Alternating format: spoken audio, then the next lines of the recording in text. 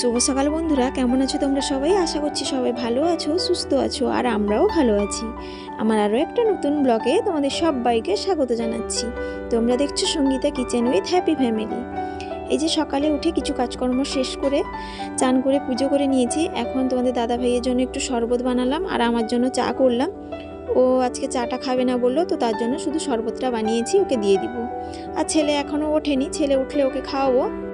চা খাওয়ার পরে কিছু কাপড় কেচেছিলাম সকালে, তো সেইগুলো রোদে দিয়ে দিচ্ছি। আর ছেলের তো প্রতিদিনই কাপড় বেরোয়, আর যেহেতু কালকে সরস্বতী পুজো, তো তার জন্য এই হলুদ জামাটাও কেচেছিলাম। ও কালকে হাতে খড়ি দেবে, তো তার জন্য ভাবলাম এই হলুদ জামাটা কেচে দিই, কালকে পরবে ও। আর এই যে সকালে ওঠার পরে ব্রাশ করিয়ে মুখ হাত ধুয়ে দিয়েছি, তারপর ও বললো বর্নভিটা আর দুধ দিয়ে বিস্কুট খাবে, তো ওকে বর্নভিটা বানিয়ে দিয়েছে। আর বর্নভিটাটা এতটাই পছন্দ যে শুকনো হলেও ও খেতে চায়। আর সকালবেলায় তো তার জন্য একটু দুধ দিয়ে বানিয়ে দিয়েছি। তো যাই হোক, এখন আবার রান্নায় যেতে হবে, কারণ তোমাদের দাদাভাই আবার খেয়ে অফিস যাবে। তো এসে ভাতটা বসিয়ে এখানে একটু চচ্চড়ি বসিয়েছি। আর বাড়িতে যে পুঁই বিচুটি হয়েছিল, তো সেইগুলো দিয়ে ভাবলাম আজকে একটু চচ্চড়ি বানাই। আর আজকে নিরামিষ করব, কারণ কালকে সরস্বতী পুজো, তো তার জন্য আজকে নিরামিষ বানাবো। আর তোমাদের দাদাভাই সংকল্প হবে, তো তার জন্য নিরামিষ খাবে। আর মটর তরকারিটা করব আজকে। মটর তরকারি আমার ছেলের ভীষণই পছন্দ, তো তার জন্য ভাবলাম মটর তরকারি আজকে করব। গতকাল রাত্রিতে ভিজিয়ে দিয়েছিলাম।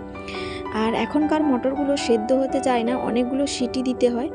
তো যাই হোক, এখানে চচ্চড়িটা প্রায় হয়ে এসছে। একটু সরিষার তেল দিলাম আর জিরে আর সরিষার গুঁড়ো দিলাম, দিলে খেতে ভালো লাগে।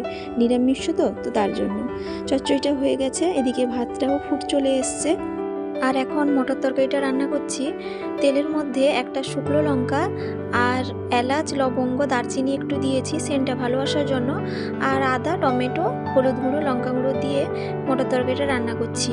আর মটর তরকারিটা আমার ছেলে খেতে ভীষণই ভালোবাসে, তো তার জন্য মাঝে মধ্যে কিন্তু নিরামিষ হলেও রান্না করার চেষ্টা করি। মটর তরকারিটা রান্না করলে ও কিন্তু ভাত বা মুড়ি কোনো খাওয়াতে অসুবিধেই করে না, একাই খেয়ে নেয়। তো তার জন্যই এই তরকারিটা রান্না করছি। আর তরকারিটা রান্না হয়ে গেছে, এবার নামিয়ে নেব।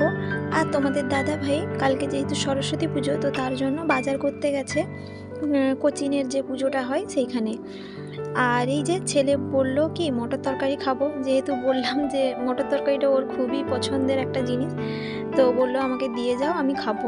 তো তার জন্য তাকে একটু বাটিতে করে দিয়ে গেলাম। আর ও বড় মার বাড়িতে সামনেই বসছিল, তো তার জন্যই এখানেই দিয়ে গেলাম, একটু রোদ লাগছে। আর যেহেতু তরকারিটা এক্ষুনি নামালাম, তো তার জন্য ও ফুদি দিয়ে খাচ্ছে, বললাম যে গরম। তো এই যে রান্নাঘরেও চলে এসেছিলাম, একটু ওল দিয়ে টক রান্না করছি। ওল টকটা আমার খেতে খুবই ভালো লাগে, তো তার জন্য ওল দিয়ে একটু টক রান্না করলাম। ওলটা প্রথমে সেদ্ধ করে নিয়েছিলাম, দিয়ে 5 ফোড়ন, সরিষা, শুকনো লঙ্কা একটু ফোড়ন দিয়ে টকটা রান্না করলাম। আর একটু মিষ্টিও দিয়েছি। আর এরকম টক রান্না করলে খেতে কিন্তু খুবই ভালো লাগে। এই যে আমার রান্না বান্না এখন কমপ্লিট।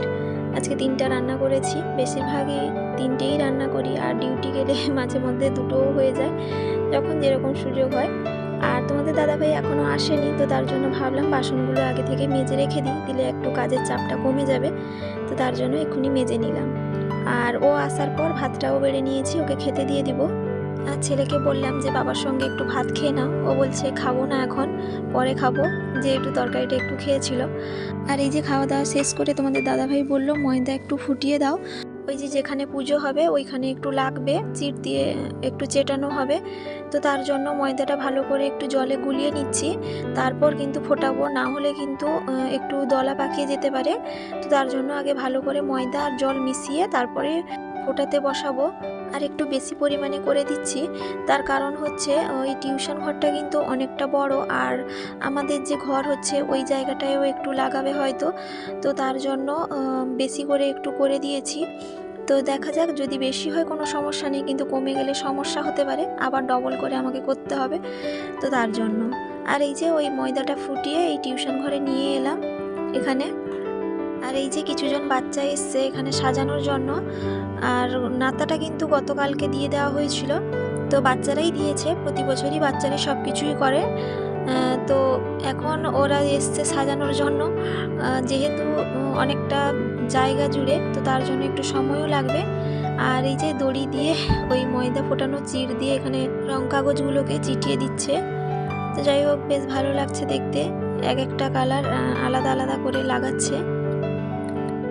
আর এই টিউশন ঘরটাও অনেকটা জায়গা জুড়ে, তো তার জন্য ওদেরও একটু কষ্টও হবে, কারণ অনেকটা জায়গা তো তার জন্য। আর কিছুজন বাচ্চা ওইখানে সামনে সাজাচ্ছিল। আবারও ওখান থেকে আসার পরে তোমাদের দাদাভাই যে পুজোতে বসবে, তো তার জন্য ওই হলুদ কাপড়গুলো আবার ধুয়ে রোদে দিলাম, মনে ছিল না। তারপর মনে পড়ার পর ভাবলাম যে কালকে আবার নাও শুকোতে পারে, তো তার জন্যই আবার ধুয়ে রোদে দিলাম। আর এই যে ছেলেকে চান করাবো বলে তেল, টিক এইগুলো সব বের করে এনেছিলাম। আমি জলটা আনতে গেছিলাম, কিন্তু এখানে ট্যাপ ছিল, ওই কিন্তু মাথায় জল নিয়েছে।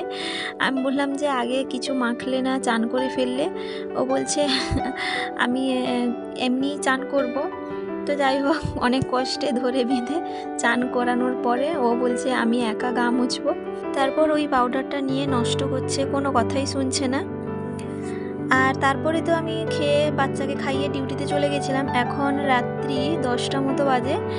আর এই ডিউটি থেকে এসে এখানে যখন আসি, আর কিছুজন স্যার আর বাচ্চারা ছিলেন, তো ওরা দেখলাম যে ঠাকুর আনতে গেছেন।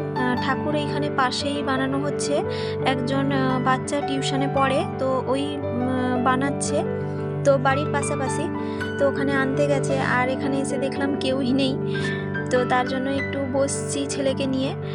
আর প্রেসার কুকারে একটু ভাত বসিয়ে দিয়ে এসেছি, মানে ভাতটা হয়ে গেছে, যদিও গেলে খাবো।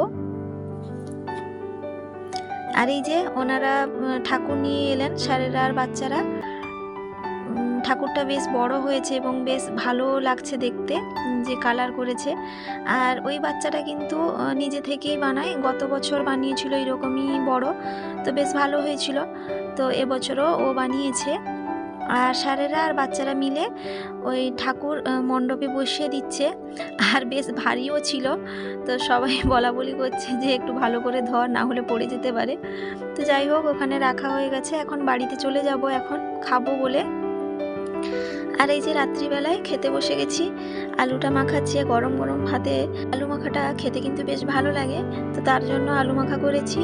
আর দুপুরের কিছু তরকারি ছিল, তো তার জন্য ভাবলাম ওইগুলো দিয়েই খেয়ে নেব। তো বন্ধুরা, ব্লগটা এখানেই শেষ করছি, অনেকটা রাত্রিও হলো।